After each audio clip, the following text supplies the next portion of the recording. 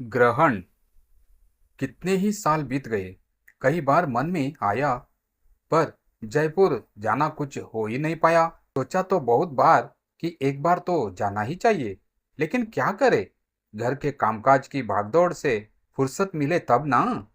ऊपर से अभी अभी मुश्किल से पद मिला है। न एक काम ठीक से होता है, न दूसरा संभलता है। सब गड़बड़ जाला हो जाती है। मेरी प्लेसमेंट के बाद फिर फुर्सत मिलेगी भी या नहीं, कौन जाने। मैं खुद से ही बड़बड़ा रहा था। सामने आराम से पापा बैठे थे।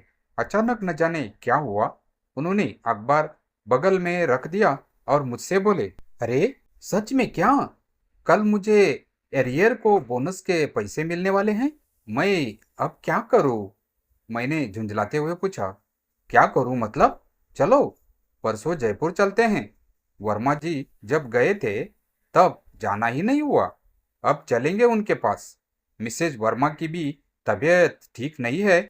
ऐसे पता चला जयपुर से हमारी कितनी सुखद यादें जुड़ी हुई है। हम वहाँ पूरे 4 साल रहे थे। इन 4 सालों में कई रिश्ते बहुत गहरे हो गए थे। उन्हीं में से एक रिश्ता था वर्मा परिवार का। जब पहली बार मैं जयपुर गई तब हमारे सरकारी क्वार्टर के सामने वर्मा जी का बहुत सुंदर सा सफेद बंगला था। चारों तरफ हरियाली, फूलों की क्यारियां और बरामदे में गमले। उस घर को देखकर मन में आया कि शायद यह गर्मी से राहत देने वाली कोई चरण स्थली होगी, और इसका उत्तर अगले ही दिन मिल गया। वर्मा जी और उनकी पत्नी से हमारी पहचान हुई। आगे चलकर इतना गहरा अपनापन हो गया कि एक दूसरे के बिना हमारे 5 पल भी कटते नहीं थे। वे बहुत ही स्नेहमयी और सरल दंपति थे। उनका एक छोटा बेटा भी था। वर्मा जी को मैंने दादा साहब कहना शुरू कर दिया था, और दादा साहब ने भी मुझे अपनी बेटी जैसा स्नेह देना शुरू कर दिया। राखी के त्योहार पर तो मुझे एक किशोर उम्र का भाई भी मिल गया था। जयपुर के वे 4 साल कैसे स्नेह संपन्न बीते, पता ही नहीं चला। हमारे दोनों घरों में इतना गहरा और आत्मीय संबंध बन गया था कि जब हमारी बदली इंदौर में हुई तो दादा साहब को यह बताने की मेरी हिम्मत ही नहीं हुई। यह खबर हमारी नौकरानी ने ही उन्हें पहुंचा दी थी। यह सुनकर जितना दुख मुझे हुआ था उतना ही उन्हें भी हुआ होगा, ऐसा मुझे लगा।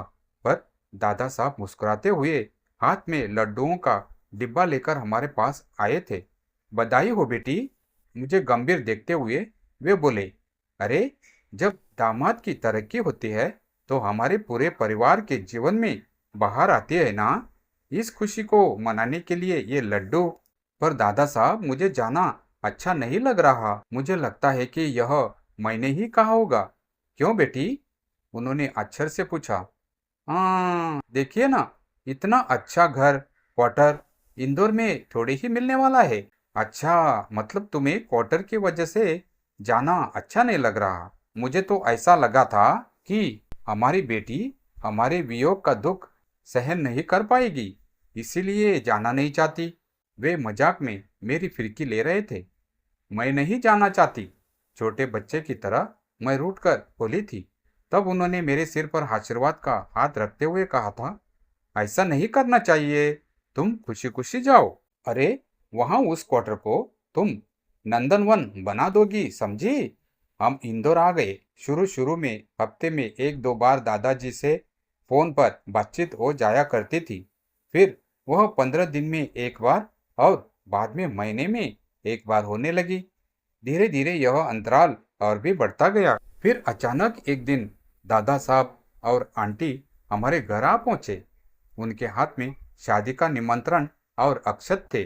अरुण की शादी तय हो गई है। उन्होंने हर्षित होकर खबर सुनाई। तुम तो हमें साफ साफ भूल ही गई हो, आंटी शिकायत कर रही थी। मैं बस सकुचाकर हंस दी थी और बात टाल दी थी। अपने इकलौते बेटे की शादी उन्होंने बड़े धूमधाम से की, जैसे पूरा जयपुर शहर वही उमड़ पड़ा था। हम तो 4 दिन बारात के साथ ही डटे रहे। दुल्हन रूप और सौंदर्य की प्रतिमूर्ति थी, देखते ही बनती थी। उसका नाम अंजलि था। अरुण और अंजलि एक दूसरे के लिए ही बने थे। सचमुच लक्ष्मी नारायण जैसा जोड़ा था। शादी के बाद हम इंदौर लौट आए, लेकिन किसी न किसी कारणवश आगे चलकर हमारा दादा साहब से सीधा संवाद होना बंद हो गया। लगभग 8 महीने बाद मुझे खबर मिली कि एक हादसे में दादा साहब का निधन हो गया। बहुत दुख हुआ, लेकिन ठीक उसी समय मैं किडनी स्टोन के ऑपरेशन के कारण अस्पताल में भर्ती थी। इस वजह से हम दोनों ही वर्मा जी की अंतिम यात्रा में शामिल नहीं हो सके। अब दादा साहब को गुजरे 7 महीने हो चुके थे और हम जयपुर जाने की तैयारी में थे। घंटी बजते ही अरुण ने दरवाजा खोला। उसे देखकर मैं स्तब्ध रह गई। मेरे सामने खड़ा अरुण शादी के समय वाला अरुण बिल्कुल भी नहीं लग रहा था। उसका चेहरा और रंग रूप पूरी तरह बदल गया था। निस्तेज आंखें, चेहरे की गुलाबी आभा उड़ चुकी थी। 30 वर्ष का जवान लड़का बूढ़े की तरह कमर झुकाए खड़ा था। सिर पर से बाल उड़ गए थे। मैंने उसके सिर पर हाथ रखकर गंभीर स्वर में कहा, सुखी रहो, आयुष्मान भव। नहीं भगवान, आयुष्मान भव छोड़कर कोई दूसरा आशीर्वाद दीजिए। बेटी, तुम यह कैसे बात कर रही हो? बहन तो अपने भाई को केवल चिरंजीवी ही नहीं बल्कि अमर देखना चाहती है। उसका मायका ही उसके लिए सदा का सहारा होता है। कौन आया है? अरुण, भीतर से आंटी की आवाज सुनाई दी। इतना सुनते ही मेरा दिल भर आया। आंटी बिस्तर से उठकर खड़ी हुई। उन्हें देखते ही मैं अपने आंसू रोक न सकी। फूट फूट कर रो पड़ी। यह क्या हो गया आंटी? शांत हो बेटा। काफी देर तक मैं उन्हें ढाढ़स देती रही और उसके साथ रोती रही। थोड़ी देर बाद वह भीतर गई और हमारे लिए पानी लेकर आई। अरे, तुमने क्यों इतना कष्ट उठाया? अंजलि कहाँ है? मैंने पूछा। वे चुप रही। उनकी चुप्पी में बहुत कुछ छिपा हुआ मुझे महसूस हुआ। मेरी बेचैनी बढ़ती गई। बताइए ना आंटी, अंजलि कहीं बाहर गई है क्या? बेटा, अंजलि यहाँ नहीं है। वह हमें छोड़कर चली गई। एक लंबी सांस छोड़ते हुए उन्होंने कहा। कहाँ चली गई? क्या हुआ अंजलि को? मुझे किसी ने कुछ बताया क्यों नहीं? मैंने घबराकर एक के बाद एक प्रश्न कर डाले। दीदी, अंजलि मुझे छोड़कर चली गई है, अरुण ने साफ शब्दों में कहा। क्या? लेकिन ऐसा क्या हुआ कि वह छोड़कर चली गई? वह स्वतंत्र विचारों वाली लड़की थी। हम पारंपरिक और संस्कारी सोच के लोग हैं। उसकी और हमारी सोच कभी मेल ही नहीं खाई। लेकिन उसे चाहिए क्या था? उसे असल में क्या चाहिए था, यह तो हमें कभी समझ ही नहीं आया। लेकिन इतना समझ गया कि वह मेरे साथ खुश नहीं थी। थोड़ा रुककर अरुण आगे बोला। तुम्हें सहना कठिन होगा, पर यह कटु सत्य है। उसने पुलिस में भी शिकायत दर्ज कराई है। इतने गंभीर आरोप लगाया है कि बताने में भी शर्म आती है। इस पर आरोप लगाए हैं, हम सब पर, और खासकर पापा पर। उसने कहा है कि हम लोग उसे दहेज के लिए तंग करते थे। मायके से कम दहेज लाने की वजह से सास ससुर उसे तंग करते थे, भूखा रखते थे, मारते पीटते थे। यहाँ तक कि हमने उसे जिंदा जलाने की भी कोशिश की, ऐसा भी आरोप लगाया है। उस पर मुझे चरित्रहीन कहने तक की तोहमत लगाई है। यह सब क्या हुआ? उसके ऐसे व्यवहार की कोई वजह तो होगी ना? मैंने कारण जानने की कोशिश की। शायद शादी से पहले उसका कोई प्रेम प्रसंग रहा हो। उसका कोई क्लासमेट था। अरुण धीमे स्वर में बोला। आंटी, यह तलाक का प्रकरण अब यही खत्म होने दीजिए। हमें अरुण की दूसरी शादी कर देनी चाहिए। मैंने थोड़ा कठोर निर्णय लेते हुए सुझाव दिया। उस पर बेहद टूटी हुई आवाज में आंटी बोली।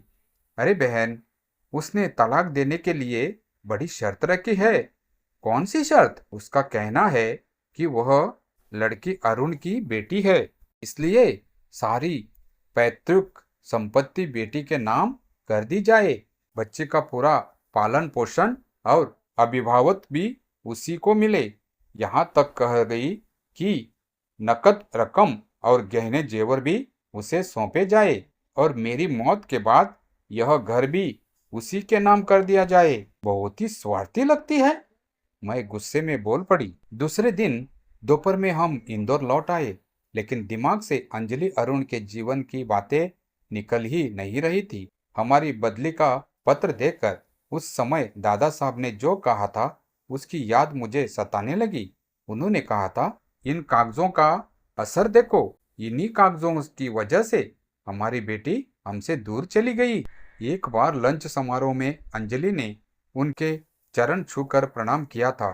तब उन्होंने उसके सिर पर हाथ रखकर कहा था, किसी भी कागज के टुकड़े की वजह से मेरी यह बेटी मुझे छोड़कर कभी नहीं जाएगी। और विडंबना देखो, वही बेटी आज कागज का टुकड़ा दिखाकर उन्हें छोड़ गई थी। मुझे जीवन का आनंद लेना है, आसमान में मुक्त उड़ते पंछी की तरह। अरुण के पास पैसा, सुख सुविधा सब कुछ है, पर असली स्वतंत्रता वहां नहीं है। सच कहूं तो वहां जीवन ही नहीं है। नीरस, उबाने वाला, बंधनों से जकड़ा हुआ रूटीन। सुबह पूजा, रंगोली बनाना, बर्तन धोना, तुलसी पूजन, रसोई झाड़ू पोछा और रात को ननंद की सेज सजाना। ऐसे घर में स्त्री को अपने लिए कोई जीवन ही कहाँ मिलता है। चार दीवारों में खुद को कैद करना मेरे बस का नहीं था। मुझे बाहर घूमने जाना अच्छा लगता, लेकिन बाबूजी की इजाजत के बिना अरुण कुछ भी नहीं कर सकता था। ऐसे जीने का क्या मतलब है? मुझे तो अपना जीवन पसंद है, मुझे वही अच्छा लगता है, समझे? तो क्या इसका मतलब है कि मैं अरुण से प्रेम नहीं करती? बस उसकी पर्सनैलिटी, डिग्री, प्रिंसिपल देखकर? पर वो सब खोखला और दिखावा निकला। शुरू में जो मुझे दिखा वो सिर्फ रंगीन छलावा था, लेकिन शादी के बाद मेरे भ्रम का बुलबुला फूट गया। पर बेटी, अपने जीवन के सुख के लिए तुमने अरुण और उसके परिवार की सुख शांति छीन ली। अगर तुम में जरा भी धैर्य होता तो शायद सब कुछ ठीक हो सकता था। बाहर की दुनिया में सुख खोजने से बेहतर होता कि तुम घर परिवार के रिश्तों में थोड़ा समायोजन करती। शायद ऐसा हो भी जाता। अंजलि ने लंबी सांस खींचते हुए कहा, लेकिन समझौता हमेशा औरतों को ही क्यों करना पड़े? यही मंजिल है क्या? मैं तो 1 साल से अधिक सह रही थी। अरुण तो बाबूजी का आज्ञाकारी बेटा था। रात के 12-12 बजे तक भी दोस्तों में उसे उनकी अनुमति लेनी पड़ती थी। बेटी, वह संस्कारी लड़का है। संस्कारों की बेड़ियों से निकलने के लिए तुम थोड़ी मोहलत तो दे सकती थी। लेकिन दीदी, क्या यह सच नहीं है कि केवल समझौते और एक तरफा कुर्बानी पर ही दुनिया टिक नहीं सकती? मुझे तो यह रिश्ता बोझ ही लगने लगा था।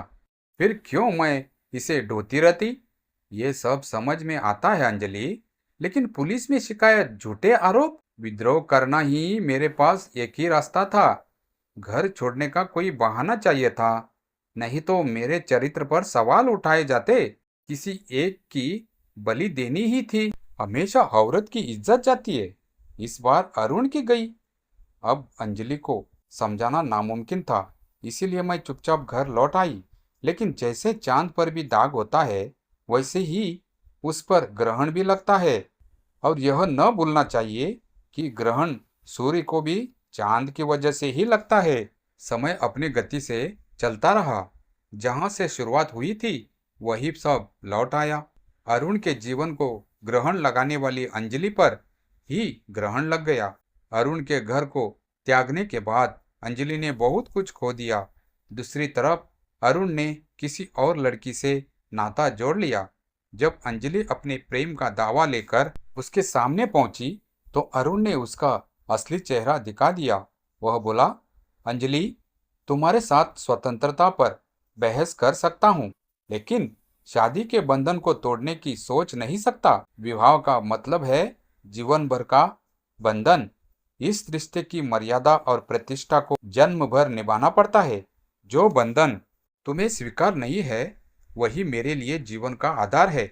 मुझे अपने सुख दुख में हर मोड़ पर मेरा साथ देने वाली जीवन संगिनी चाहिए, गुलाम नहीं। अरुण का घर छोड़कर अंजलि ने क्या पाया, क्या खोया, इसका एहसास उसे गहराई से हो चुका था। उसे यह भी मालूम था कि जिस ग्रहण ने उसके जीवन को घेरा है, उससे निकलना आसान नहीं।